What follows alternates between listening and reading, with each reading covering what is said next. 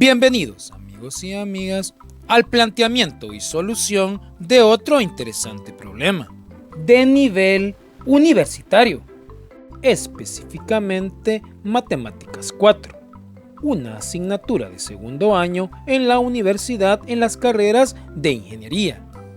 Aunque este problema también puede ser el problema más sencillo sobre un circuito LR en la asignatura de Análisis Eléctrico 1, en la carrera de Ingeniería Eléctrica. El planteamiento del problema dice de la siguiente manera: un circuito en serie tiene un resistor y un inductor como se muestra en la figura. Literal A determina una ecuación diferencial para la corriente I de T si la resistencia es R, la inductancia es L y el voltaje aplicado es E de T. Literal B determina una ecuación diferencial para la carga Q de T si se añade un capacitor entre la resistencia R y el voltaje aplicado E de T. Para resolver este interesante problema sobre un modelo matemático para un circuito en serie, se debe aplicar la ley de voltajes de Kirchhoff. Para aplicar esta ley, se sabe que el voltaje en el inductor es igual a la inductancia por la derivada de la corriente con respecto al tiempo. Y por la ley de Ohm, se sabe que el voltaje en la resistencia es R por I. Del circuito se observa que la corriente I que sale de la fuente E de T es la misma que pasa por el inductor y por la resistencia. La ley de voltajes de Kirchhoff dice que la sumatoria de los voltajes a lo largo de una trayectoria en un circuito cerrado debe ser igual a 0. Entonces, aplicando ley de voltajes de Kirchhoff en la trayectoria T, considerando la polaridad de cada uno de los elementos del circuito, se tiene menos E de T más L por la derivada de la corriente con respecto al tiempo más R por I, todo eso igual a 0. Ordenando términos, finalmente la respuesta para el literal A es la inductancia L por la derivada de la corriente con respecto al tiempo más la resistencia R por la corriente I, todo eso igual a E de T.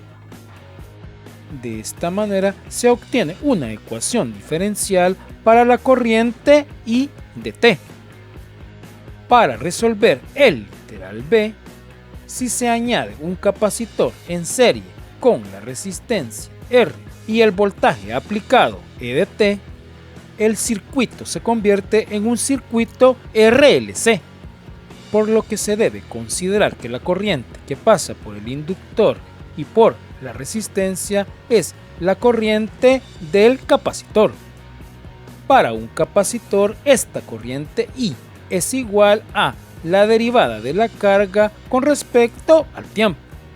Como se debe escribir una ecuación diferencial para la carga Q de T, los voltajes de cada uno de los elementos del circuito deben estar en términos de la carga Q.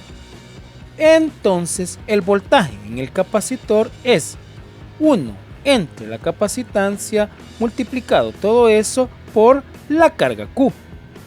El voltaje en la resistencia es I por R. Sustituyendo la corriente I por la derivada de la carga con respecto al tiempo y multiplicando esto por la resistencia R, se obtiene que el voltaje en la resistencia es igual a el valor de la resistencia R por la derivada de la carga con respecto al tiempo. Se debe tomar en cuenta que el voltaje en el inductor es el valor de la inductancia L por la derivada de la corriente con respecto al tiempo. Sustituyendo la corriente I por la derivada de la carga con respecto al tiempo y derivando con respecto al tiempo, se obtiene que el voltaje en el inductor es la inductancia L por la segunda derivada de la carga con respecto al tiempo. Y de la misma manera como se resolvió el literal A, se aplica la ley de voltajes de Kirchhoff a lo largo de la trayectoria T. Tomando en cuenta que la corriente I sale del voltaje aplicado E de T, considerando la polaridad mostrada para cada uno de los elementos del circuito, el resultado que se obtiene al aplicar esta ley es menos E de T más L por la segunda derivada de la carga con respecto al tiempo más R por la derivada de la carga con respecto al tiempo más 1 entre C por Q igual a 0.